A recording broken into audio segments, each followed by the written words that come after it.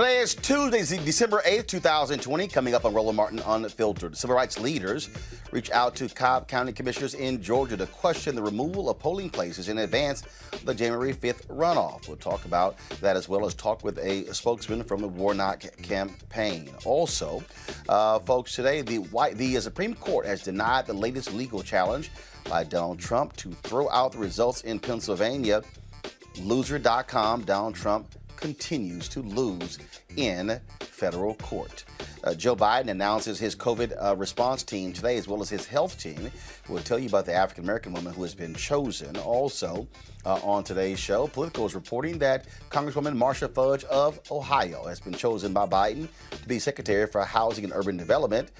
We'll tell you what that means for African-Americans. Also, a history is being made at MSNBC where Rashida Jones becomes the first African-American to lead a major news network. In Tennessee, Brandon Jones is waiting to be executed for his role in a murder, even though 5 of the jurors who sentenced him say his life should be spared. We'll have those details and talk about evil. Donald Trump is looking to execute 5 folks before he leaves the White House. Why are they in a rush to kill people? Also, COVID vaccines have begun in the UK. 2 black doctors, who we often feature here on Roland Martin Unfiltered, announced they are going to actually take the vaccine and will provide updates to all of us about how that goes. Also, Amazon pulls a doll off their website that describes a black doll's hair as colored, dirty braids. And celebrity Shell Huda joins us for our Black Business segment to introduce her new spice line. It is time to bring the funk. I'm Roland Martin Unfiltered. Let's go. He's got it. Whatever the biz, he's on it. Whatever it is, he's got the scoop, the fact, the find. And when it breaks, he's right on time and it's rolling. Best believe he's knowing. Putting it down from sports to news to politics. With entertainment just for kicks, he's rolling. It's on go, roll, y'all. It's Roland Martin, yeah. Rolling with Roland now. He's funk, he's fresh, he's real, the best, you know he's Roland Martin now.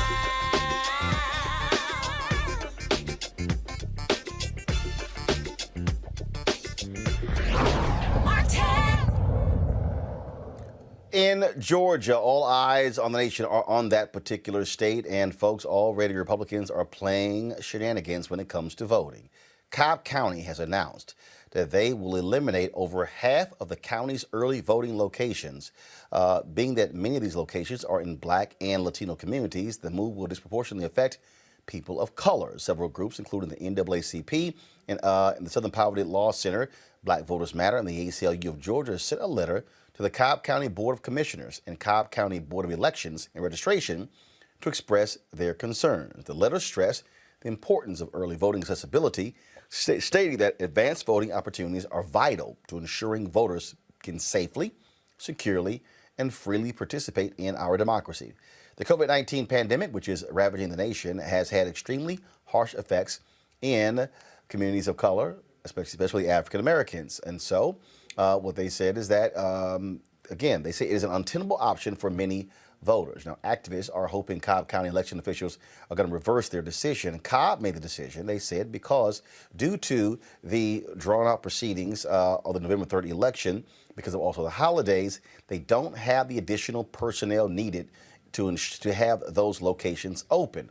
But there was a significant turnaround in Cobb County this year going for Joe Biden over Donald Trump. Cobb County also is the 3rd most populous county. Listen to me clearly. The 3rd most populous county in the state. And so voting rights advocates say this is an attempt to improve the chances of Kelly Loeffler as well as David Perdue in their battle against John Ossoff and Raphael Warnock.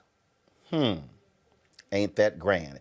Folks, do we have our guest ready? Let me know, please, to talk about this here. This is a huge deal. I do want to bring in my panel as well. Michael Imhotep hosts the African History Network show. Candace Kelly, legal analyst, and Rena Shaw, the Lincoln Project Women's Coalition. We're going to talk in a second to the spokesman for the Warnock campaign about this very issue. I want to go to you first, Michael, and that is this here. Again, the reason we have problems is because of this goes back to Shelby v. Holder decision. The U.S. Supreme Court determined that it was unconstitutional, the whole issue of preclearance. All right, gutting that particular section. Republicans have refused to fix that. As a result, since that decision, Republican-led states have been rushing to put in voter suppression if Shelby v. Holder had not been ruled. If the Voting Rights Act was still intact, then they would have had to get permission from the Department of Justice to make one of these moves. This is one of those lasting impacts of that Supreme Court decision. Absolutely, Roland, and thanks for once again for having me on. So Shelby County versus Holder is extremely important. 2013 U.S. Supreme Court case. And when I speak across the country prior to COVID, I would ask many African Americans about that court case, U.S. Supreme Court case, and they didn't know about it. You got to go back to 2012 presidential election.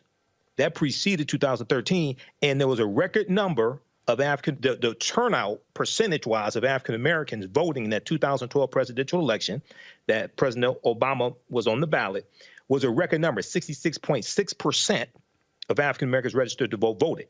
And based upon my research, that was the first time the percentage of African Americans voting was higher than the percentage of white people voting. Shelby County versus Holder was a backlash to that. And what happens is, Roland, is that because many of our people don't understand history, we don't understand these cycles of backlash that take place, okay? Whether we talk about the end of Reconstruction, whether we talk about the end of the Second Reconstruction, and Richard Nixon being elected in 1968, running on the platform of law and order, which was a backlash to the Black Power movement, the Civil Rights movement, all of that. So right after Shelby County versus Holder, you had all these new states that started coming out with new voter ID laws. And then this impacted the 2016 presidential campaign, where there were 868 fewer polling places. We're not, a lot of people, you connect the dots, but a lot of our people don't know that these dots exist to connect them. Because of Shelby County versus Holder, U.S. Supreme Court case 2013, and you had these Republican-led states that started shutting down these polling places because they didn't have to get clearance from a federal judge. Ari Berman, who wrote the article that you are going to talk about from Mother Jones, Ari Berman wrote a series of articles for The Nation during the 2016 presidential election dealing with this, and he has one that talks about how there were 868 fewer polling places. Today is somewhere around 1,600, 1,700 fewer polling places. So we have to understand how all these dots are connected. And lastly, if the African-American vote did not matter, we have to ask ourselves, why do people work so hard to suppress our vote? Why are they going to the U.S. Supreme Court?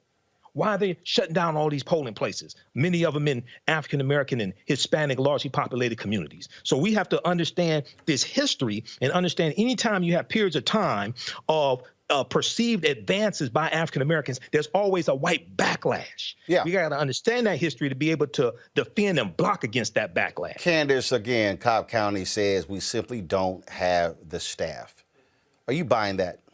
I am not buying that. And neither is Latasha Brown of Black Voters Matter. And I want to quote her by saying there's one thing that you can count on Republicans for, and that is being racist and voter suppression. And they have stepped up and they have risen to the occasion. And so in this situation, we see that the machine continues to work to make sure that the numbers of Black folks cannot get to the polls. I mean, if we look at the overarching, just everything that's going on, from what Donald Trump is doing on down, this is really kind of like an overthrowing of the government. If we look at what that means, we're looking at people who don't want certain people to be in place. And that's exactly what Donald Trump is doing. And all the way down, all the Republicans in Georgia are working under the same kind of premise that Donald Trump is working on. And that's what we are seeing here. But as Latasha Brown said, and as everybody has said who's been working on the ground in order to make sure that these places aren't closed, they are not having it. They are going to work. They are in the trenches. They are working right now. This is something that wasn't a surprise. So they already have their plan B in action. Rena, what's interesting is that DeKalb County, they're actually expanding polling locations for the runoff election. Cobb County also, Republicans, that is considered a Republican county. They had a 4-1 majority. That lead has shrunk. I think it's now down to 3-2. And so there's no doubt in my mind you're seeing the impact. And for them to shut down one of the early voting locations in a black neighborhood, we know what that's all about. Look, I think we should talk about the facts here because we can wax on all day about what this really means for communities of color and particularly Black Georgians and how this is really disenfranchisement at its sickest, most really, really bottom of the barrel type of actions from elected officials there. But we, again, talking about the facts, turnout is everything. That's what this is all about, this runoff election. And we look at history and we see that Black voters in Georgia haven't turned out in high rates. But this is the year that could be different because of the work of people like Stacey Abrams. She did the work in groups like Fair Fight, Black Voters Matter, New Georgia Project. Lots of African Americans were fired up after Stacey Abrams lost, and they've done the work. It shows in it showed in the general election. So this is going to make a dent again. This work is going to be impactful. It's going to be tough. This is an uphill battle, no doubt. But in the last 4 years, there's been a huge increase in Georgia registered voters in general. So when we look at the GOP, I see one thing happening here. And I think the GOP, frankly, at the Georgia level right now is very much sabotaging itself as well. Trump is doing the Georgia GOP no favors. However, you look at Perdue and Loeffler, and they're calling on the Georgia Secretary of State, Raffensperger, who wrote the op-ed saying that he went out and he supported Trump. He and his family, they voted for Trump. After doing what he did, he suffered the repercussions that Republicans like me suffered long ago. When you fall out of line, it seems like the mob is coming for you. He's had death threats and the most vile things said about his wife. But again, Perdue and Loeffler, are really talking about Raffensperger, and they're calling on him to resign. I think that's a little bit of a sabotage technique. And then they're talking about Trump's lawyers hijacking their campaigns, essentially. So they're telling Republicans not to vote for them. This is again, all goes back to the election was rigged. Right. There's a lot of confusion. So I think maybe that actually does help the case of Democrats in Georgia. And one final point, though. Coalitions are important. What we see happening in Cobb County really is the coalition that's built by the NAACP Legal Defense and Education Fund, Right. All Voting is Local, Georgia Southern Poverty Law Center Action Fund. These groups are pivotal. So it's important for these groups to come together to fight voter suppression because it shows the unified coalition. And that's honestly the first most important step. Let's go to Terrence Clark, is a spokesman for the Warnock for Georgia campaign. Terrence, welcome to Roland Martin Unfiltered. Hey, how y'all doing today? Doing great. This is a Washington Post story here. Janine Eveler, who is the Cobb County Elections Director, she says she simply doesn't have enough trained staff in order to handle these number of polling locations. Quote, we lost several of our advanced voting managers and assistant managers due to the holidays, the workload, and the pandemic. She said the remaining team members who agreed to work would do so only if the hours were less onerous. We are at the end of the election cycle, and many are tired or just unwilling to work so hard, especially during this time of year. Then she says that the workers are, now this was interesting here. She said that the workers are seasonal employees hired and trained for statewide elections. Many of them were not willing to work 14-hour days for 6 days a week for 3 weeks. Now, here's what I just sort of interesting about this, Terrence. My parents are 73 years old. They work the polls. These are paid jobs. Right. So these are not non-paid jobs. These are actually paid jobs. My experience with people who work elections is that they are seasonal, and so they work those jobs. Are y'all buying this?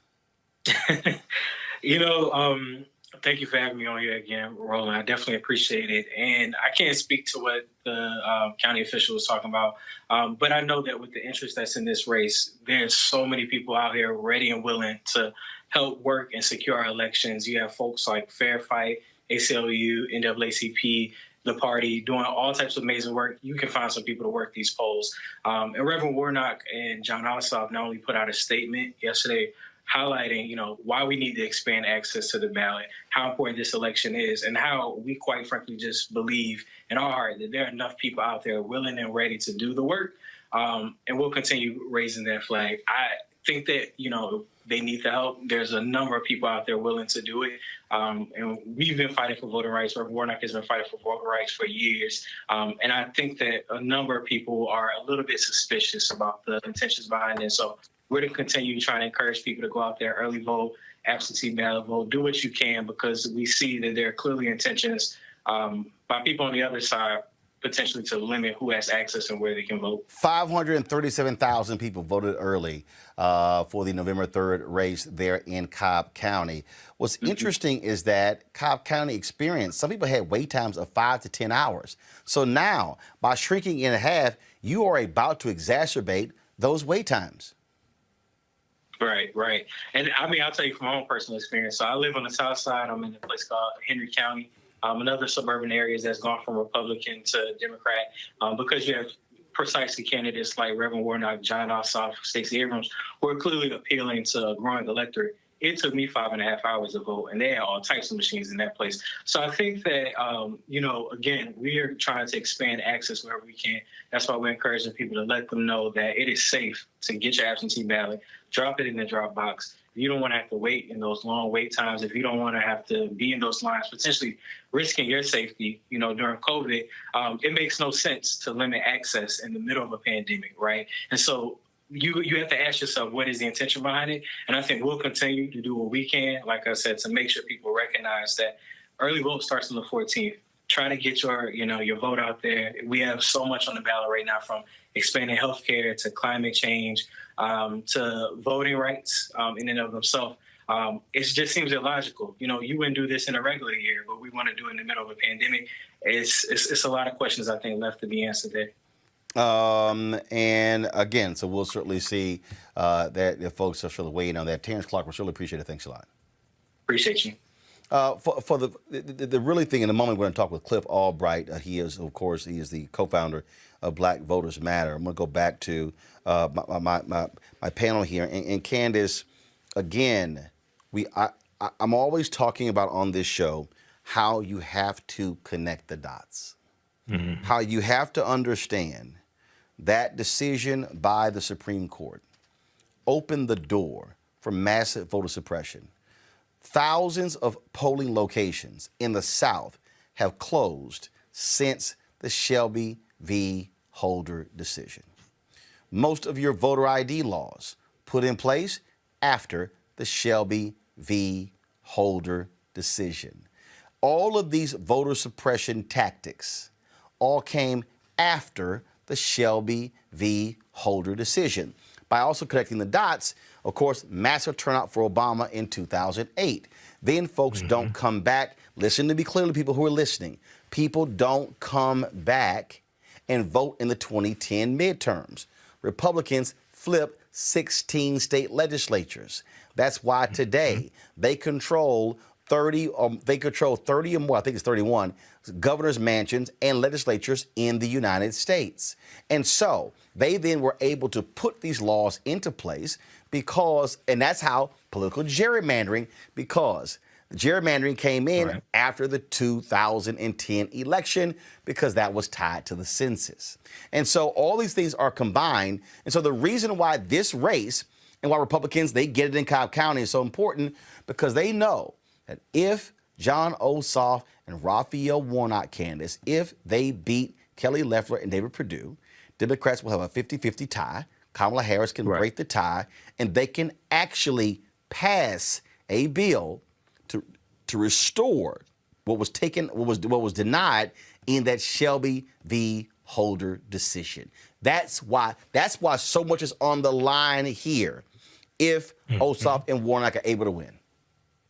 Absolutely. And you've connected the dots so well. And I think that one important thing that really kind of was the tipping point was what happened with Stacey Abrams. This really woke people up. And that's a big dot in the whole trajectory that you're talking about. People really had their eyes open. And then she put work in, got 1 million people registered, right? We had a lot of people that were surrounded, that got around and made that happen. Also connecting the dots, we have to look at what could potentially happen in the future in terms of what the Supreme Court looks like now, because we know that it's not going to happen there. So we definitely need to look at Congress. As you said, if it's a 50-50 tie, then we've got Kamala Harris to break that tie. So there is a little bit of hope there, but people have become more awakened. We were asleep. A lot of folks were asleep over the years. As you said, these midterm elections, people generally don't think about them. Now, 7 o'clock on CNN, we're sitting at home on a Sunday night watching people down in Georgia because it's just that important and all eyes are on Georgia. I think that people have gotten the message, not only for this election, but for more midterm elections to come and in the future. I think people have finally become awakened. The reason I keep using that phrase, Michael, connecting the dots, is because our people need to understand. Look at what happened in North Carolina when Democrats were able to gain control of the North Carolina Supreme Court. That's why voting also matters, because guess what? You've got the sister there, Sherry Beasley, who is down 400 votes from being the Chief Justice, which means that Democrats could have had a much larger lead. Now that's going to shrink.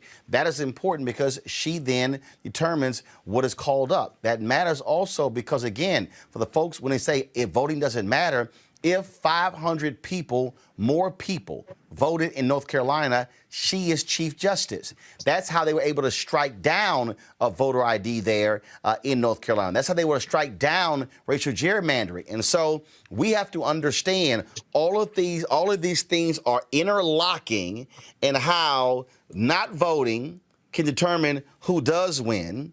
And then who wins then determines who controls the legislature. Who controls the legislature then determines what laws are passed. And then who wins on the county level determines who controls the elections board, which then controls polling sites. All of these things go together. Absolutely, Roland. Not only does it all go together, but my degree is in business administration. So when we talk about economic empowerment and building black businesses, in 2016, you had, people saying we don't need to vote. We just need to do economic empowerment and, build businesses, things like that. And I said, that's good. I'm all for that. I've done that. But you also need to elect a president whose economic policies are going to protect the economy that your black-owned business depends upon to survive. You also need to elect a House of Representatives and a U.S. Senate that are going to pass laws that protect the economy and are beneficial to your black-owned business, to your family, to your communities, et cetera. So this is all connected. Everything from criminal justice reform to relieving student loan debt to the Education Department, Environmental Protection Agency. So this is all connected. Then when we look at federal judges, because see, in 2016, one of the ways that the Republicans were able to get people to come out and vote against their own interests and vote for Trump was they said this is about the courts, the federal court and the Supreme Court. So Trump has gotten, I think it's 225 federal judges now confirmed. Okay, and pushed through the Senate, and a lot of these nominations are coming from the Federalist Society and the Heritage Foundation, the Federalist Society and the Heritage Foundation. The year 2043 is what has a lot of these white people scared. Not all of them, but a lot of them. And they know that by 2043, they will no longer be the majority population in this country. So they want to control the federal courts for the next 25, 50, 35, 40 years. Okay, so this is why even after they didn't pass a coronavirus bill in the Senate, they're still ramming through these unqualified federal judges. This is one of the biggest white affirmative action programs I've ever seen. Go ahead, brother. These are unqualified people. Go ahead. And Rena, I'm going to bring in Cliff Albright just 1 second here. But again, when we talk about how it's all interrelated, this is why we often on this show constantly say you cannot ignore city elections, school board elections, county elections, state elections, federal elections, because what happens in this state election could impact what happens in this county election. What happens in this county election now impacts early voting locations. And so everything is not about the president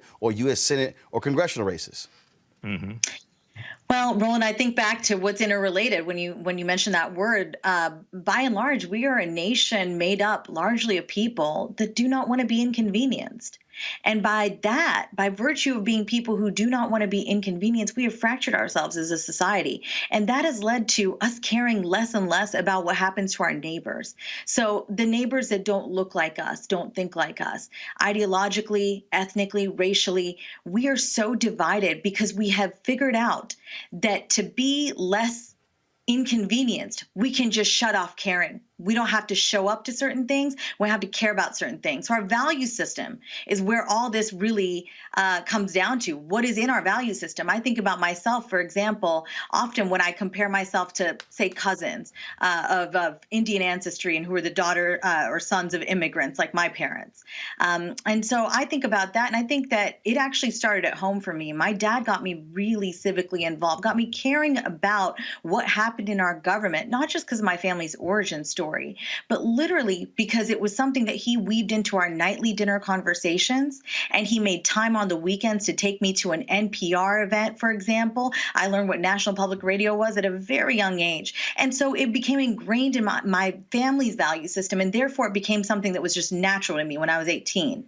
Now, registering as a Republican was not something I don't think my father was very proud of, but he was glad that I cared so much. And I think that is the thing we do, and we have to talk about as a nation moving forward, particularly this next year after this new administration comes into power. We really have got to figure out, how do we get people to care? How do we get people to show up? And how do we make it a part of our family value system that voting, civic engagement, these things are paramount to having the society, however you see it, having the American society that we all want, that we all can thrive in. Until then, it's just going to be an every 4 years game. One thing, though, I want to share with our audience a stat that actually did help me feel more encouraged about the situation in Georgia, for example.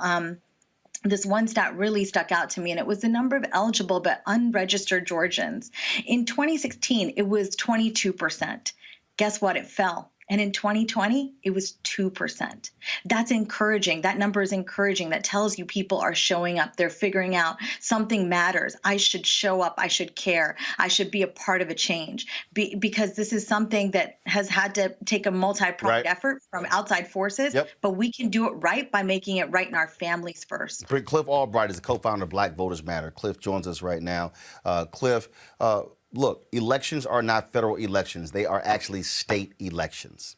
And they're not really state elections. They're also local elections.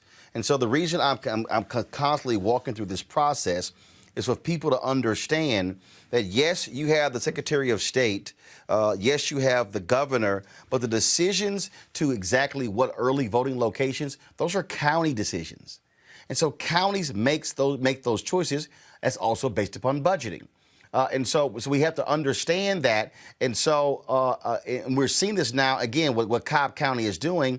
And look, it is fundamentally the Republican Party strategy to lead voter suppression, pure and simple. That is their strategy. Yeah, definitely. And for all the reasons that we've Board of Elections, all of that in order to reverse this tide that we face. And that's what's taking place. You know that you're behind and that you're losing and you're scared and you're desperate. When we you have the folks there in Cobb County saying, "Hey, sorry, we simply just don't have the people." Again, are you buying that? Are you buying that answer? Because again, these are paid positions. People are like, oh no, they're just so tired.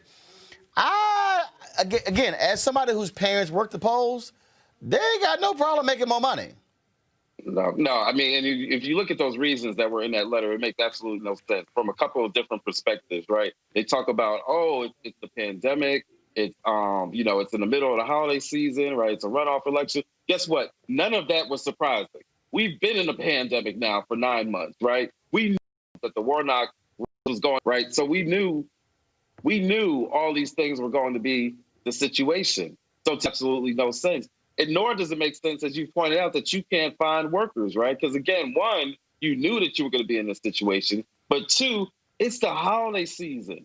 Like, you mean to tell me that you can't find some folks? And the truth is, you don't even have to have the poll workers that are just from that county. They could actually be from outside the county. You trying to tell me that you can't find 30, 40 workers to cover these 6, 5, whatever polling places? Wait a minute, hold on 1 second. Hold on 1 second. You're saying that to work the polls there in Cobb County.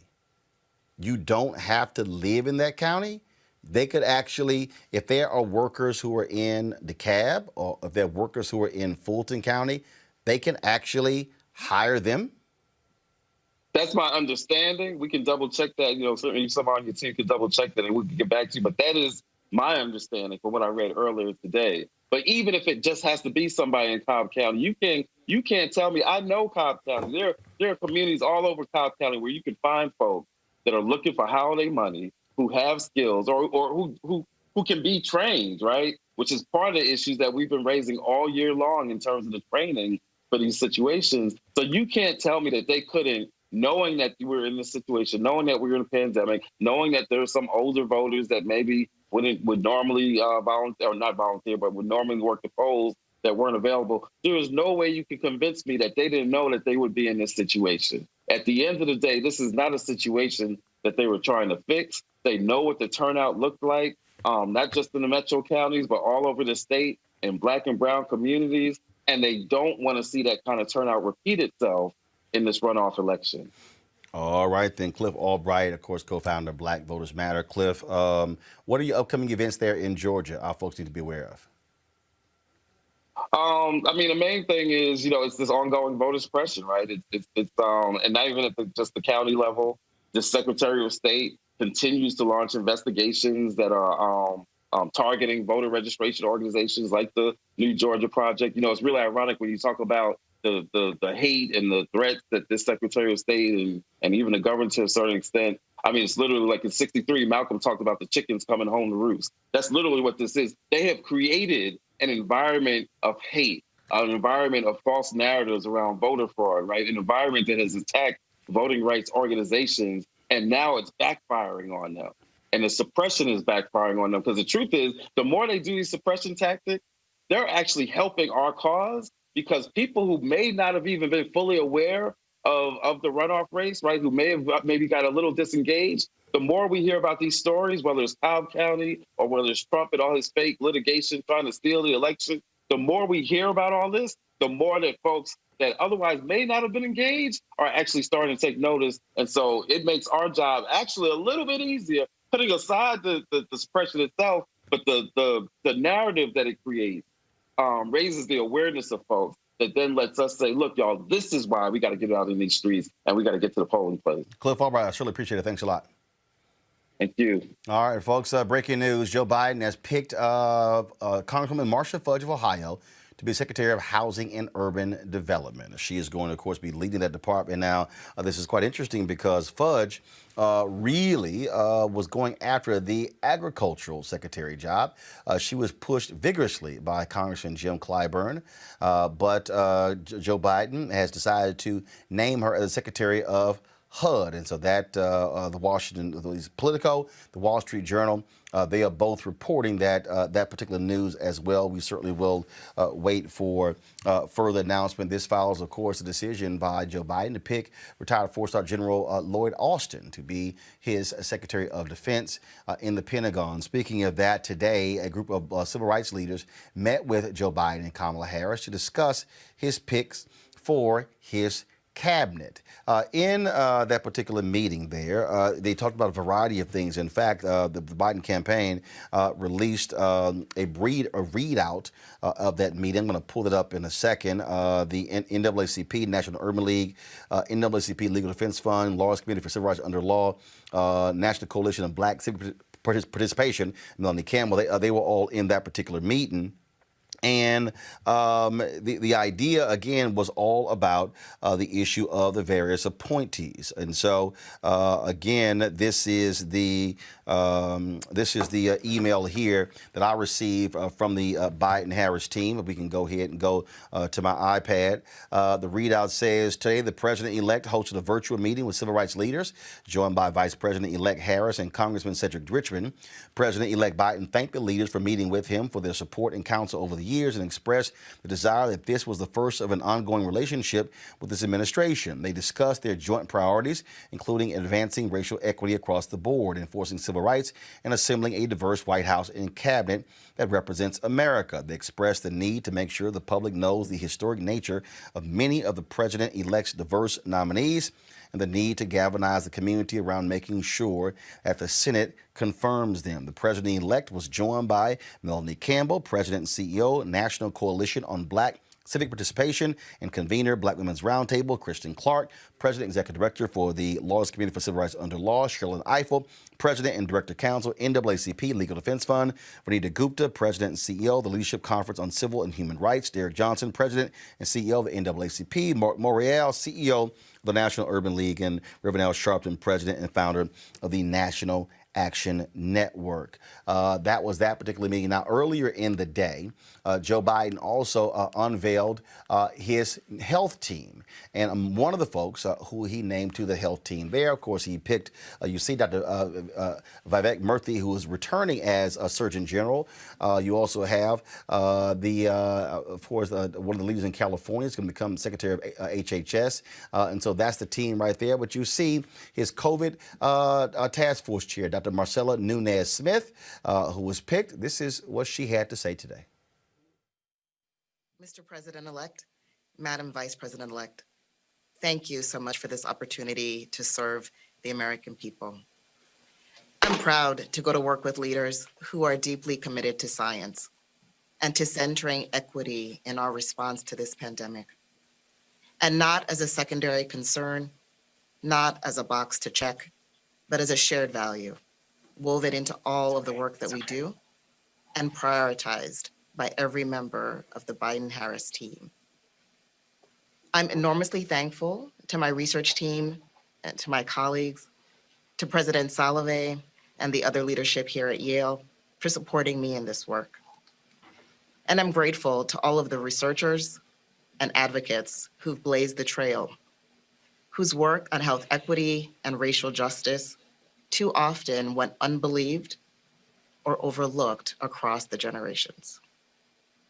Most of all, I'm thankful to my family, to Jesse and our 3 children for their unwavering support and humor, and to my mother and her mother for modeling kindness, generosity, and courageous leadership through service.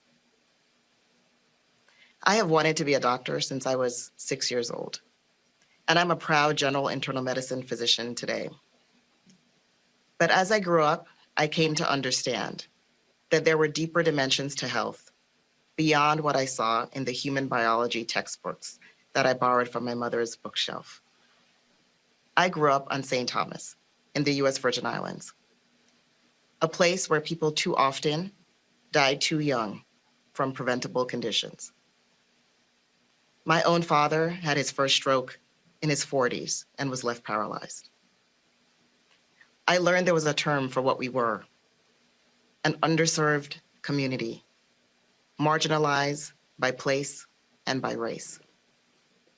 In my medical training, I saw countless patients whose conditions were shaped by factors having nothing to do with science and everything to do with broader social inequity. And now the COVID-19 crisis has laid those inequities bare. It is not a coincidence, and it is not a matter of genetics, that more than 70% of African Americans and more than 60% of Latinx Americans personally know someone who has been hospitalized or died from COVID-19. The same disparities ingrained in our economy, our housing system, our food system, our justice system, and so many other areas of our society have conspired in this moment to create a grief gap that we cannot ignore. It is our societal obligation to ensure equitable access to testing, treatments, and vaccines, equitable support for those who are hurting, and equitable pathways to opportunity as we emerge from this crisis and rebuild, including for those most marginalized communities, the undocumented, the incarcerated, the homeless. I'm grateful for this work to earn trust and to find success through genuine partnerships with the people and communities who've been hit the hardest during and before the crisis. On this team, you will be heard, You will be counted, and you will be valued. Thank you. Smith is a professor at the Yale School of Medicine and the founding director of Yale's Equity Research and Innovation Center, and she will serve as the COVID-19 Equity Task Force chair. I want to go back to my panel. I want to talk about these various appointments and also the meeting with. I have made the point that we should. There should be more groups there as well. I think there should be an additional meeting, a meeting with Black Voters Matter, with Until Freedom, with other upstart organizations, and not just the traditional civil rights organizations, to present a much broader Black agenda. Your thoughts? Absolutely. First of all, I want to say that I just loved everything that Marcella said. And I think that that opens some doors for people to really understand and see Black women in a new light, because many times they're just underexposed. But certainly we need more meetings so that people can understand what we are talking about, what is important in the know what we're thinking about at the middle before you get to the top. Really want their voice enough to stop at this one meeting or to have 2 or 3 meetings. And as we know, Biden, when he made his acceptance speech, or when he declared and said, okay, yes, when it became about that he was declared president, he said, hey, African Americans have always shown up. And that is the truth. And now he has to show up, make some types of rules and make some type of agenda to make sure that we're at the table, because we showed up for him, and now people are waiting for him to show up for us. Also, just before we continue the conversation, a bit of breaking news is here. The U.S. House just passed the Defense Authorization Bill. Donald Trump has threatened to veto that particular bill because it renames Confederate bases, as well as he wants to go after tech companies. It passed with a wide margin, meaning that if he does indeed veto it, they could actually override his vote. We'll see what happens with the Senate, and then if he does indeed go through with this threat to veto that bill. So just letting you know that. Michael, I'll go to you again. Look, I get the civil rights groups wanting to meet with him about appointments. That is critical. There are other positions. There are other positions that come up that as he begins to feel it out. I've seen that the 2 people leading contenders for Attorney General are federal judge Merrick Garland and then former Alabama Senator Doug Jones. I argue, frankly, that if it's down to Merrick Garland and Doug Jones, he should pick Doug Jones. Why? Don't take Merrick Garland off the federal bench, the D.C. Circuit, knowing full well when you don't know if you're going to have a 50-50 tie in the United States Senate. Don't let Mitch McConnell control the process as to who actually gets picked to fill that particular seat. That's just my view there. Your thought? Go ahead.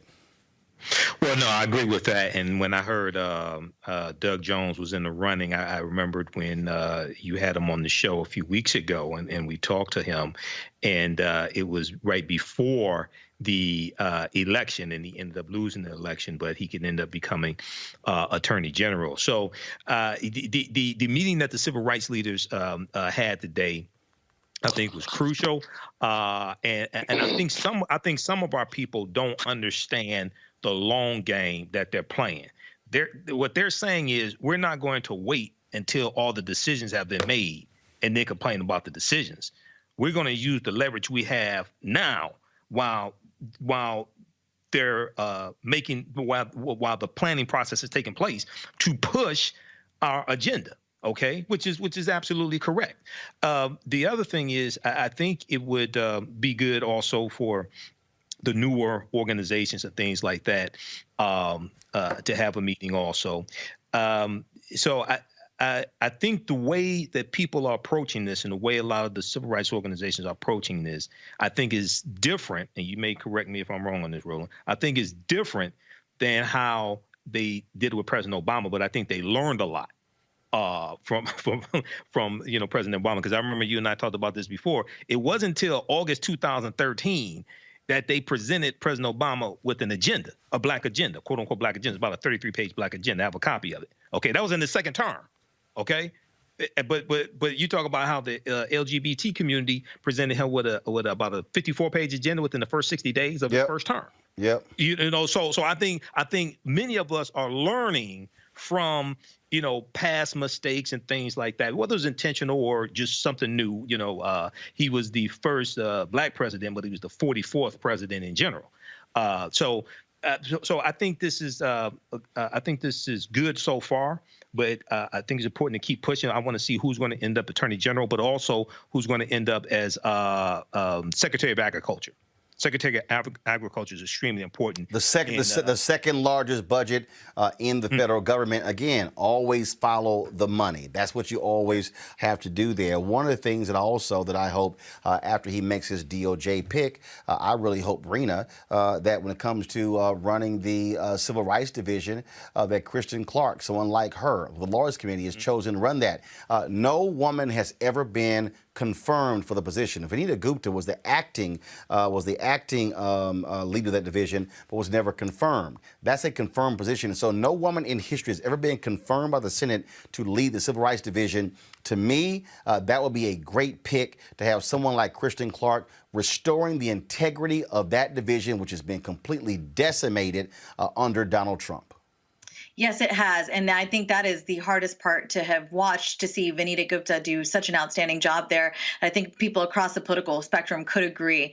We need to be having these conversations about what civil rights is in the year 2020, 2021. I mean, with the Kamala Harris coming in to the VP position, this presents a really robust opportunity for the administration to not just say, hey, we're going to do things differently than the previous administration. These are the wrongs we're going to fix.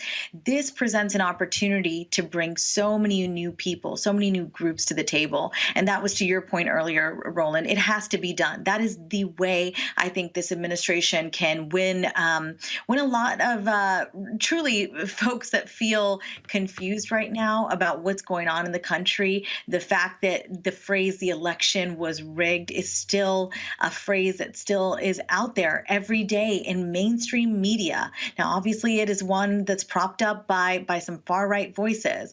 But I think the unification that the Biden-Harris campaign talked about can really happen in the place of truly criminal justice as well. And Kristen, having been on this show numerous times, talking about a variety of issues in which she and her colleagues have done the work to stand up for Black communities that have truly borne the brunt of our federal government's inadequacy, its incompetence in creating a judiciary that serves all Americans. It's much like medicine. And on this show, I've talked about often how I'm married to a physician. I'm the daughter of a physician. I'm the sister of a physician. So I've learned certain things. And one thing that stuck out to me at a very young age as a brown girl growing up in Appalachia is when my mother, a lawyer, who actually explained to me why I was taking a different dose of Tylenol, because my body metabolizes it differently than a white person's body. When you look at clinical trials, who are largely the participants? Who are these drugs usually formulated for? White people. So communities of color, we've been left out for a long time. Whether you look at healthcare or legal, a number of sectors are going to be, I frankly feel, unified by this administration. They're going to address some of the systemic racism that is apparent and obvious in so much of American life. So I'm definitely encouraged. I'm hopeful. That's my tone all the time these days, because we have a president-elect Biden. We have a VP-elect Kamala Harris that have their transition team boasts a largely female staff, and 40% of people of color on this transition team. That is really huge. We should feel good about it, because as you've always said, Roland, I really love this about you, because we need to continue to awaken our fellow Americans to the very facts. And the fact is, if we don't have more people of color in mid-level roles, in sort of senior roles, how do we ever get them to the top? There is no pipeline. So it's good to name people to the top. We need to do that, but we need to create the pipeline for people of color as well. And I think this administration is well suited to do so. They're already laying the foundation for such. Folks, of course, other news, the Supreme Court weighs in on the campaign. We might as well play this. We only have 40 some odd days left to play this, so go right ahead.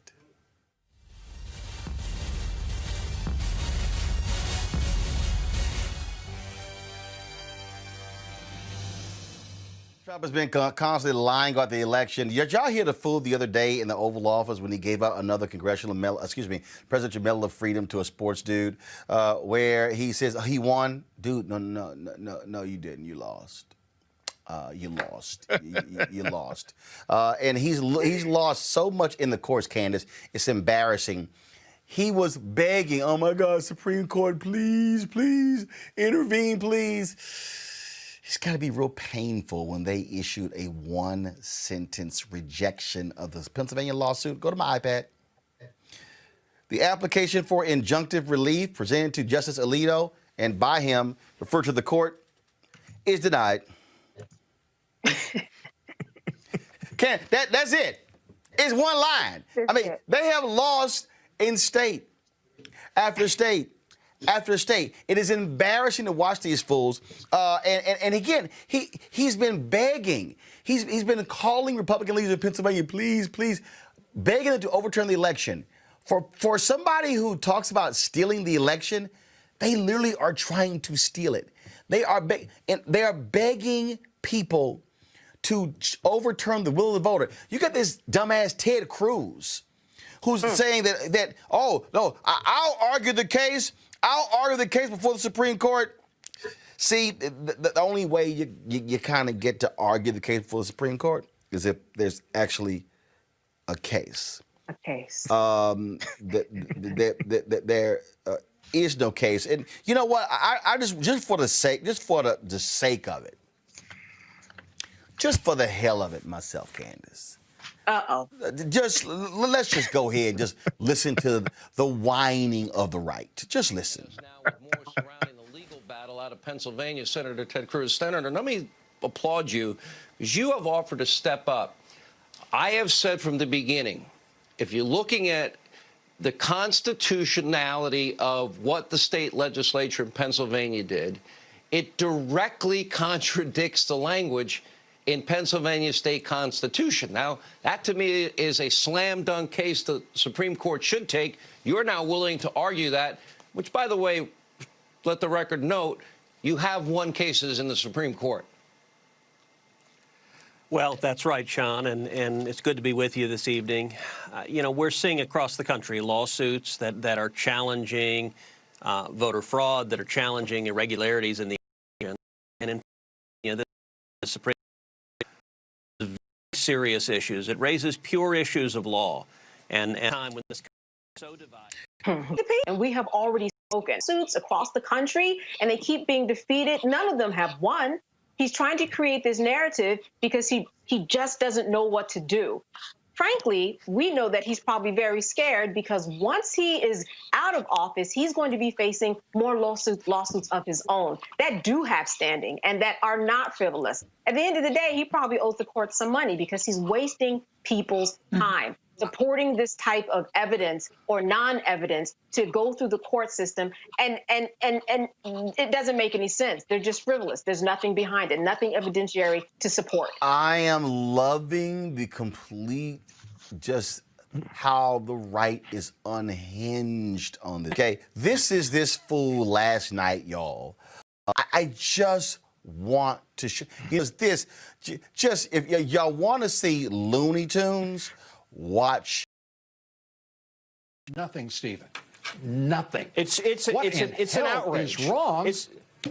Well, what's wrong with the Republican Party? Where is the outrage? It's really on the tens of millions of ballots. Where the hell are the Republicans? No signature checks. Where the hell are the Republicans? You're right, Where Lou. are they? Tens of millions of ballots nationwide, no signature checks, no citizenship checks, no residency checks, no age checks, no criminal record checks, not even checking if you're alive or dead? Are we a third world country? Are we a banana republic? What does it come to? If you count only legal ballots from U.S. citizens, let me tell you what this president gets 4 more years. Let me, and you know, from your lips to God's ears. The reality is that this president right now is fighting, and let's be straightforward about it. He's fighting all alone. And Ted Cruz has stepped up to say he'll argue before the Supreme Court. Why in God's green earth wouldn't the White House jump on it? Why shouldn't they accept that right now? And I'll just say this one other thing, though. If 3 state legislatures I just outlined, one correction in Wisconsin. No, Stephen, I won't let you say. I'm not going to let you do this. I ask a question. You and I, we're reasonably smart and decent fellows. Why don't you answer me? That's all I'm asking here, Stephen. Why don't you guys jump and salute Ted Cruz and say, yes, we want you on the team now? My God, this is not a time for internecine nonsense on the part of the Republican Party, which is watching its blood drain into the streets because they're gutless. I just got to play one more, y'all. He literally, so Mark Elias is one of the attorneys who's been whooping their ass in court. I mean, first of all, numerous people have been kicking their asses in court, okay? Lawyers committed for suppression under law, many others. Listen to Lou float this one, y'all. I just got to show y'all crazy. I just got to show y'all. Watch this. Mark Elias, why don't you guys put together $500 million and go hire him and get him out of your way? Mark Elias, why don't you guys put together? Wait a minute. He literally said, why don't y'all go raise $500 million to go pay off Mark Elias to stop kicking your ass in court? That's basically what he said. He said, Mark Elias is whooping y'all ass, and I'm laughing because this is Mark Elias's Twitter feed. He's showing you all of the times. Go to my iPad. Look at this. He goes, victory, victory, victory, victory. He's showing all of the, he goes, what was filed? And he goes, victory, victory, victory. Oops, another victory. And he's just going on. And this is what he tweeted to what he said. He said, I decided to turn down the money and keep my soul, but find out what Lou Dobbs thinks is worth $500 million and sign up for my free email newsletter. Rita, go ahead. Oh, man. I mean, I think that's a lesson in grade A classy trolling. I mean, Mark Elias really taught us how to do it right. This is man, Roland, how much time we got tonight? Because there's a lot to peel off here for someone like me who maybe are on the right and now has to deal with seeing these same people be triggered, lose their darn minds about what's happening to their frivolous lawsuits. And Ted Cruz, for a minute, can we just back up and remember this is the guy who Trump insulted by saying something about his wife, not just and his daddy. And his dad. That's right. And his dad. Calling his dad what? The guy who assassinated who killed Lee Harvey Oswald. This is a new territory. I want nothing to do with this. I don't align with the party in its current form. I did not sign up for any of this because, I mean, it is just obvious. If you listen to Miller for a second there, you hear him talking out of both sides of his mouth. He's talking about just a banana republic. Buddy, what's your guy been doing for 4.5 years now? He's been the one laying the groundwork for a banana republic in which he can come back again and again. So we get it. These Trump minions are they've lost their minds. They really have. They are unable to they're divorced from reality. They're unable to accept facts. And this is let me just shed some insight here to the audience. I mean, anybody with a brain can really see this for what this is. But I'd like to just put emphasis on the point that as somebody coming up in the Republican Party over 15 years in particular, really has wanted now. This is what's happening here, is that Republicans have population. Thank you, Roland. I apologize. I can't stay on as long. I'm having some audio technical things on my end. So. We got you. Go ahead. Okay. President-elect Biden and Vice President-elect Harris. And so I think one of the key things was that there was definitely a strong what I focused in on was the conversation around Black selected Harris and also Harris. All right, having some issues with Melanie's Skype right there. Let's see if we can get Melanie back with that. So I know she has another interview to do. So let me know if we have Melanie back there real quick, Michael. Republicans losing and we're constantly. Right. So should be, dude.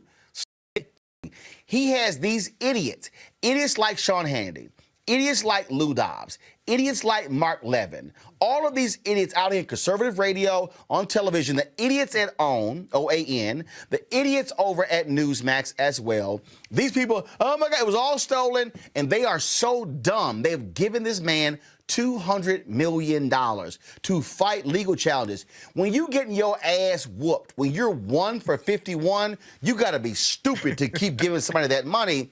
But they're not going to work with Joe Biden. The fact that they are unwilling to say, Donald Trump, shut the hell up. Because here's why. Because what Trump is doing, those voters, they ain't voting Democrat ever. When they say this is Trump's base, no, it's the Republican Party's base. And that's what they're doing. The Republican Party of old ain't coming back. Rena ain't coming back. No, It is, so bottom line is here. So matter of fact, y'all might want to stop calling yourselves Republicans because it ain't coming back. Michael, what they are showing, when you can't even vote on a simple resolution, that's all you need to know. Well, these are a bunch of cowards. But see, on my show, Roland, I talk about how these Trump supporters who keep donating money to so they can file these frivolous lawsuits. These are people who have realized this is who they are appealing to. And when you look at wrestling, everybody's in on it except the audience. See, the announcers, the managers, the people in the ring, everybody knows it's fake except the audience. Now, one person who donated $2.5 million to these frivolous lawsuits has realized that wrestling is not real. His name is Frederick Eshelman. He donated $2.5, TheGuardian.com and Business Insider got an article on this. We talked about this on my show. Trump supporter who gave $2.5 million to fight election fraud wants money back. He's suing them for Raphael Warnock and Ossoff. So that Democrats, and I'm neither Democrat nor Republican, but I sure as hell ain't stupid. I see whose policies are most beneficial for us and who's blocking those. So Democrats control the Senate, and we can push these bills through and push these Republicans out. I need everybody who is watching right now, all of you who are watching on YouTube and Facebook and Periscope, I need you to understand what we are about to go through. I have been warning you about this. 2009, I said, we're living in the age of white minority resistance. Right. With the election of Obama. The election of Obama led to the election of Trump. White minority resistance. It is happening. Y'all, these people are unhinged. These are the same people who surrounded the home of the Secretary of State of Michigan the other day, saying the election was stolen, and they were armed. Understand what is going on here, and Donald Trump is going to continue to whip these people up and whip them up and whip them up. And unless a Republican with guts, stand up and says, stop it, enough, like Senator Pat Toomey, who said, what you're saying about Pennsylvania is a lie. They're now attacking Brian Kemp. Trump called Brian.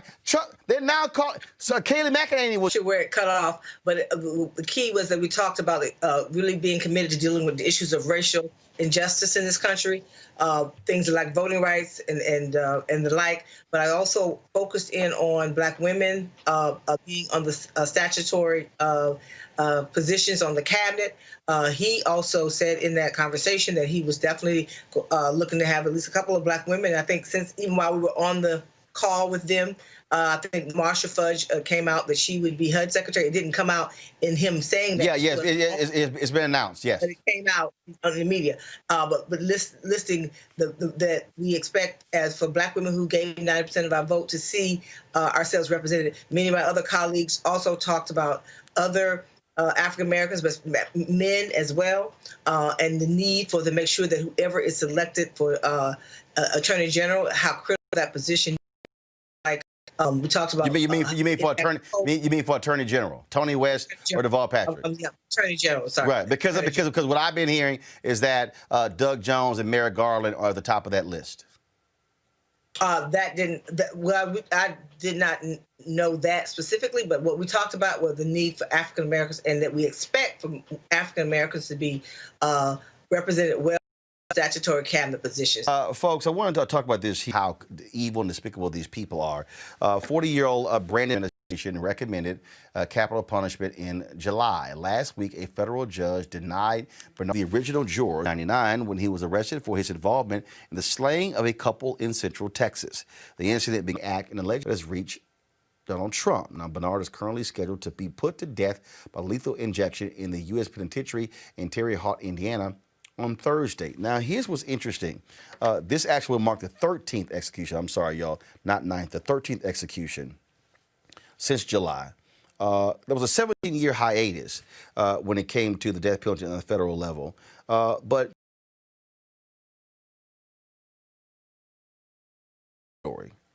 it says this, as the most prolific execution president in over 130 years.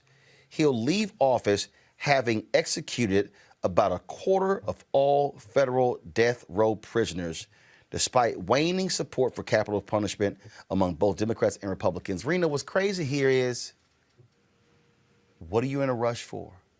They are literally rushing to put 5 people to death between now and Inauguration Day. Mm-hmm. It's a sick move. You know, it's one that I think really solidifies in the minds of a lot of us who are not mental health professionals or anything. But this president is a sociopath. He is sick in the head. And this really, I think, counts to him as doing something. So he can say he did something. I want to tell the audience I've been affiliated loosely and a supporter of conservatives concerned about the death penalty for a number of years now. I think that the Republican Party, what I've seen as I've made my career in it, has railed against abortion, anti-abortion. Everything is about, you know, life, life, life. Well, if you care about life so much, what's with executions? What's with playing God, essentially? And so I really believe that we've learned a lot about the death penalty in the last 40 years in particular. And for 3 decades, what we've seen is our elected officials tinkering with the death penalty in an effort to essentially make it more accurate and effective. But the system continues to fail. And that's the problem I have with the death penalty. A number of Republicans in Congress do not have this issue. Like I said, again, these are the same people that speak at the March for Life rally every year. So if you're a conservative out there listening, I mean, this is a great group. Go check it out. Conservatives concerned about the death penalty. Here in Virginia, I'm a supporter of and affiliated with the Virginians against the death penalty. There's a lot we can do to talk about this. I mean, Trump is, there's a number of words we could use. I mean, he's talked about bringing back the firing squad, poison. I don't think that's going to happen. But the pace at which they want to kill people, federal government to kill people, that should disturb every American. And about Brendan's case, wow, rife with inaccuracies. And I think what we know now, what courts use now, the forensic work that's been done by professionals to modernize that science, that did not benefit him back then. Well, it's just evil. It's just evil. And in fact, Candace, I want to read this here. Go back to my iPad, please. This is from the Associated Press story. Not since the waning days of Grover Cleveland's presidency in the late 1800s has the U.S. government executed federal inmates during a presidential transition. Cleveland was also the last presidency during which the number of civilians executed federally was in the double digits in a year, with 14 executed in 1896. But I want you to look at this chart here. It says death penalty in the United States, and it goes back to when the death penalty was restored, Candace. You see there, the orange represents the states. The blue represents the federal government. There was an execution there in 2001. That was an execution in 2003, and then I believe that was that McVeigh? I can't remember when he got executed. But look at all those years of the states, and all of a sudden this huge block right there in 2020. That is Donald Trump. He wants, as a part of his legacy, to be he killed more people than anybody else. He absolutely wants does. that as his legacy. He does. And we can also blame Attorney General Bill Barr, because he supported this and said that, yes, this can happen. It can happen quickly. There's a show that I watch called Botched. It's about plastic surgery, but it could be about the criminal justice system, because there's so many botchings as a part of this case. I mean, there were parts of this case on appeal where there was not even an opening statement that the attorney gave. And then, as we've talked about before, we had some junk forensics, junk science here.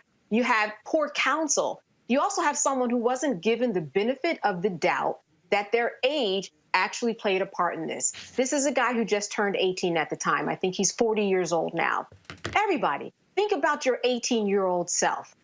This is why we have age limits. Let's say you have to be 35 to be president of the United States. This is why we don't have juveniles that will suffer and go through the death penalty process. This is someone who just turned 18. There are so many studies that have showed how the development of an 18-year-old male's brain kind of happens, and it doesn't happen as quickly as it does for somebody else, obviously, who might be older or a different sex. So this case has just been botched from the beginning, let alone the fact that you have former jurors who have spoken out and said, my goodness, I am so glad that these days have come where I can finally speak and say my truth, death row. I think that one thing that is working in his clock can mean that when President-elect Joe Biden comes into office, he doesn't believe in the death penalty, so there might be some time that could be bought.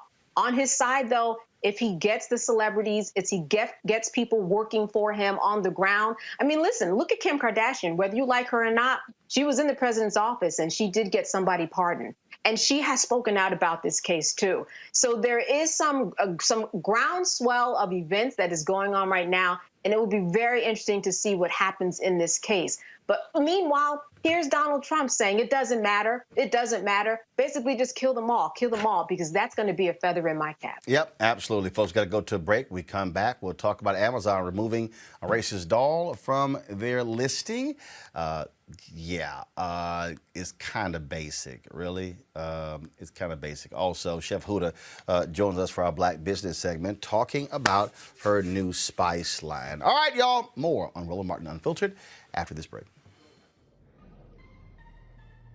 This generation, which gets so much inspiration from entertainment.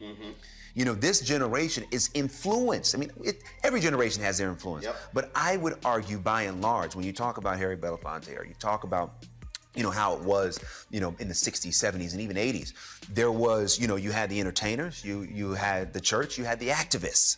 In our day and time, you know, the church is somewhat losing its influence. Entertainment influence is growing. The activists are losing their influence. So where do most, you know, this younger generation go? They go to entertainment, you know, and so the influencers' entertainment can actually move the needle. And when you see people become active, I love how this younger group of people are saying, wait a minute, we don't like what just happened with Kavanaugh. We're going to do something about it.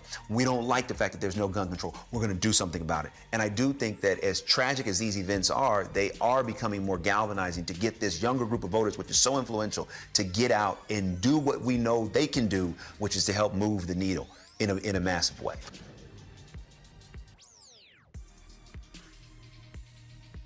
Neighbor as yourself. It's a value we all try to live by, but in Washington, it's been forgotten. It's clear our politics are broken, overcome by a selfishness that rewards money and power, leaving far too many of us out of the conversation. I'm Raphael Warnock, and I see you. I see too many communities left behind, too many hardworking people ignored. I'm running for Senate to be your voice. That's why I approve this message. We're at Mom's Kitchen in Preston, Georgia. It's a family business. I enjoy making people happy, giving them a good meal. But since COVID, we had to close our main dining room. We lost all of that business, and we used to do a lot of caterings. We can't do any of that anymore.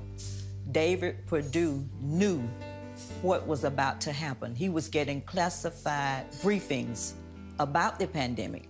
But instead of him being concerned about us, he off selling stock. We had no idea we'd have to close our businesses off. We'd lose caterings, and so many people died. And then when we needed help the most, he fought against the stimulus checks and to cut unemployment insurance. Purdue needs to come out and Ossoff in. Early voting starts December 14th. You got to make a plan to vote. I'm John Ossoff, and I approve this message. Who stood behind this pulpit was opposed by the powerful and wealthy. He was called a communist, that he hated the police and his movement would destroy America. They attacked his personal life and distorted his policies. Sound familiar? It should. The hateful voices of old Georgia are back. They attacked Reverend King. Now they're attacking Reverend Warnock. It's disgusting. It's wrong. But with Mitch McConnell and Kelly Loeffler, it's no surprise. The Lincoln Project is responsible for the content of this advertising. Well, when you start thinking about the history in this country of voting rights, one of the things that people don't like to talk about was when you had Susan B. Anthony, who was battling Frederick Douglass. When you talk about the women's suffrage movement, there was some racists in the women's suffrage movement. Yeah, that was real. And these racists did not like the fact that black men got the right to vote through one of those Reconstruction amendments.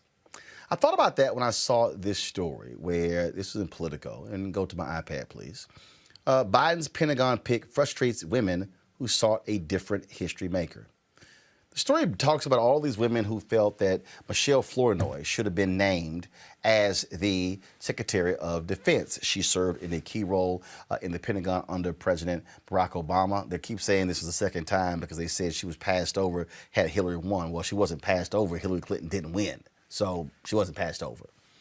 But the thing here is, and you got folks in here who are quoted as saying that, yeah, you know, look, we know General Lloyd Austin was picked, but you know, and yes, he's the first African American as his story, but they really wanted a woman to be picked for this job.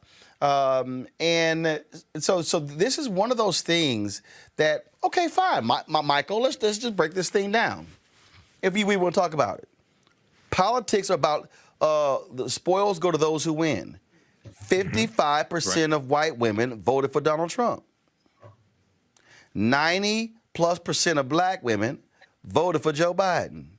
80% of black men voted for Joe Biden. More black women and black men voted at a higher rate for Joe Biden and Kamala Harris than white people, than Latino people, than Asian American people in this country. Numbers don't lie. Right. So, you know, this whole deal of like, so I just thought it was interesting reading this story. And the story says, but Florida backers, while stressing they have no personal beef with Austin, nonetheless said the former Undersecretary of Defense was the better choice, not merely because of her gender, but because she was the most qualified candidate. I mean, Lord Austin's a 4-star retired general. Granted, he has to get a waiver from the House. Yes. You got to get a waiver because, again, the Pentagon is supposed to be covered by civilian, and he has not been retired for 7 years, which is part of the law there. But, again, it's interesting, again, this dynamic. And the article, here's the other deal. The article says Biden's pick frustrates women. White women? Yeah, which women are you referring to? I'm just saying, white women? Because I go ahead. Well, you know, so once again, when you deal with first of all, when you deal with the Democratic Party, you're dealing with a big tent, number one. But you're right. African Americans overwhelmingly supported Joe Biden, Lloyd Austin. Now, that doesn't mean Flournoy is not qualified, but it's you have, I think, some, how should we say, some white female grievance, I think also that you have in this as well.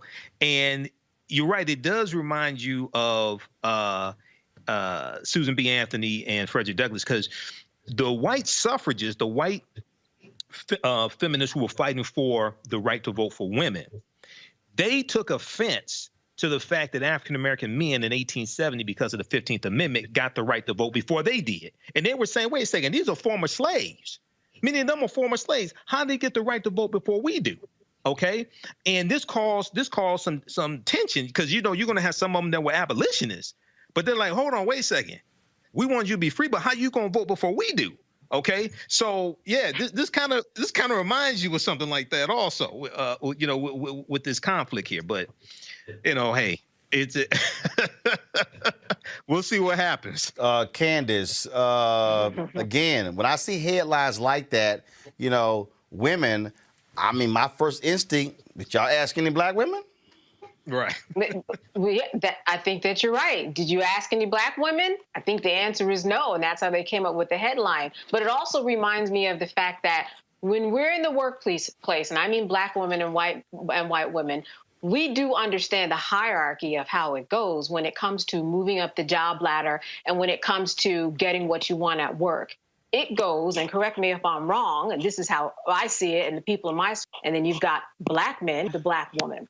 So what you're saying in that there is a hierarchy, and white women are mad about it, and this is what we're seeing. Rena. Well, that waiver you talked about, Roland, Matt has had to have that same waiver as well. Right. But I woke up this morning and I saw a tweet from Congresswoman Elisa Slotkin talking about being critical of the Trump of General Lloyd Austin. And I should read it. She said, I have deep respect for General Lloyd Austin. We worked together when he commanded U.S. forces in Iraq, when he was vice chief of the Army, and when he was the CENTCOM commander. But choosing another recently retired general to serve in a role designed for a civilian just feels off. And my first instinct really was, is this what you're going to come with? After everything we've been through as a country these past 4 years, not just unconventional picks across the board. Well, Madison and McMaster certainly were the types of picks that Republicans by and large applauded for the Trump administration. But what I didn't love about the Congresswoman's tweet is that I just felt in my gut that would this tweet have come if it was anybody else? And we know that Jay Johnson has also been somebody who was sort of in contention as well. Michelle Flournoy, yes, she's beloved. But I think the Congresswoman Elisa Slotkin's tweet indicated exactly what we know is at play here, is that if it's a black person ahead of a white woman, what are we talking about here? It's a discomfort. And so I don't really have so much of a problem with General Austin. I mean, I don't know that much about his background, except for that what I have read of it and what I know of it. And the Congresswoman had a thread for anybody that's interested. She goes on and on about, his experience, but he hasn't been in private life long enough, and we really need a civilian over there.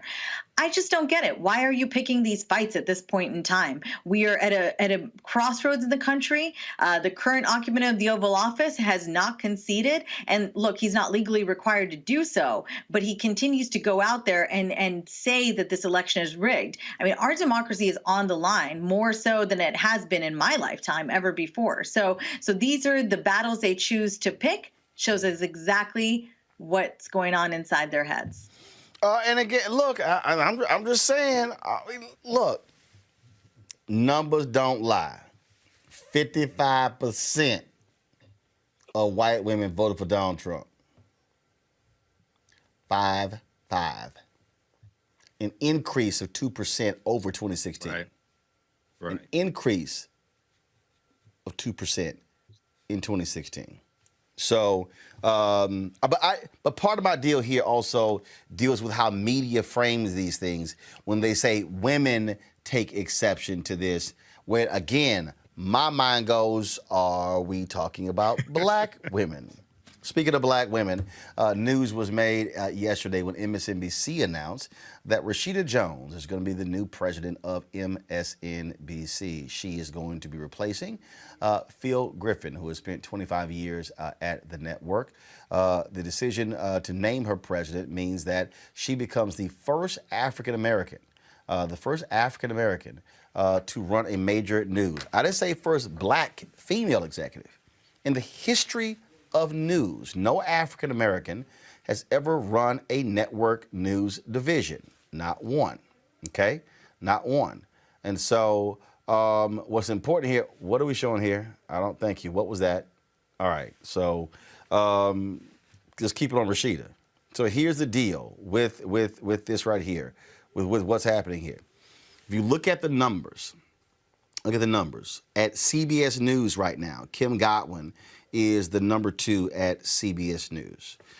Mark Whitaker, who was awful at CNN, I was there. He was a number 2 at CNN as the managing editor. He was awful, okay? And I got no problem saying it. So when you look at these networks, you have never had an African-American who has ascended to run a news network. Now, let me unpack this. Candace. It is absolutely, I'm a huge believer. It's important that we are in all of these places. But what we're talking about here, and this is why this is important. This is important, Candace, because this is an operational role. Okay? And the reason that it's important is because for long, if you go back to the Kerner Commission report in 1968, where they examined the race riots in 67, they said there were 2 nations, one black, one white, and they called on the media to diversify. So for the longest, African Americans have talked about the excitement of seeing faces on the air. And so recently they announced that Jonathan Capehart, Tiffany Cross are going to be hosting weekend shows, one on Saturday, one on Sunday on MSNBC. As the Vice President Digital for the National Association of Black Journalists, I have been making the point that it's the operational roles important. Because, why is that? Because Rashida Jones as president becomes the person who picks who goes on the air. Right. That's what the power is. She will be controlling the daily news meeting in terms of what the digital and linear all day. And so, and that's the thing that because see, every day when I'm looking at Deadline.com, I'm looking at Variety and the Hollywood Reporter, and I'm looking at The Wrap, and I'm looking at all of these different positions that are being hired at Netflix and Warner Media and Disney. I'm looking at the faces, and the reality is this here.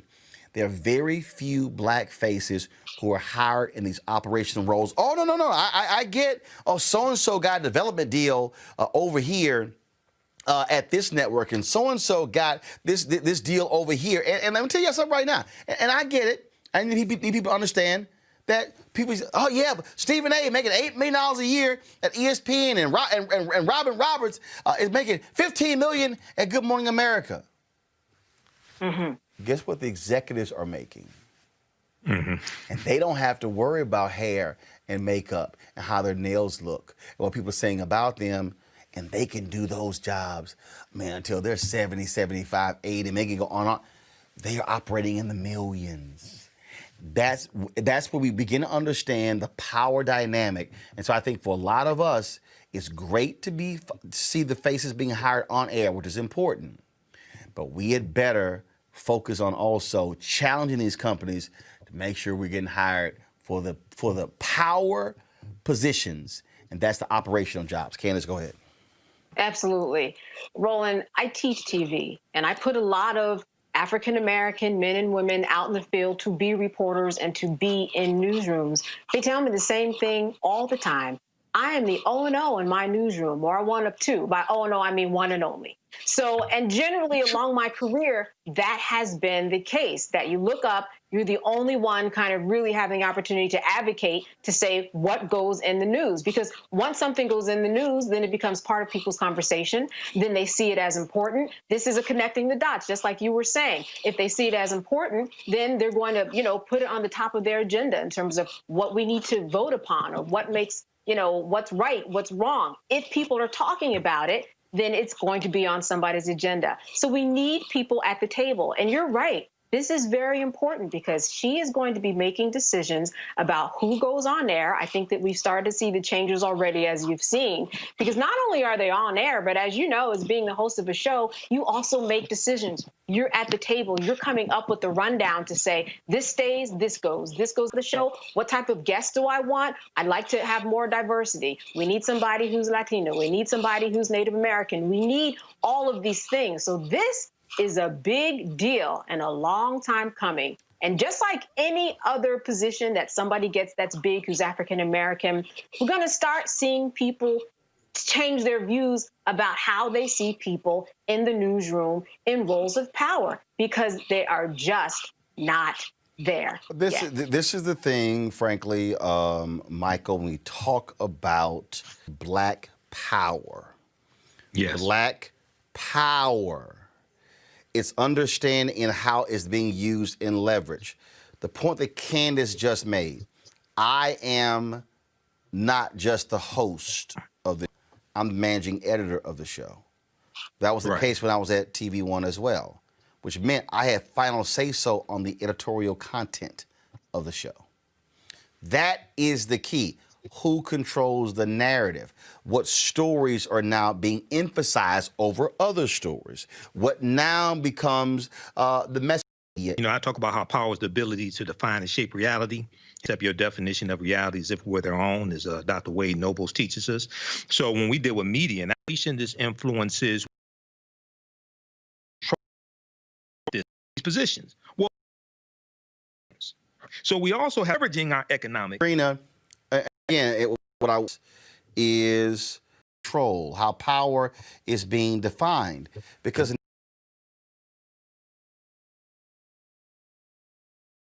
now it's pull the line again. Now you're able to now bring that, and this is also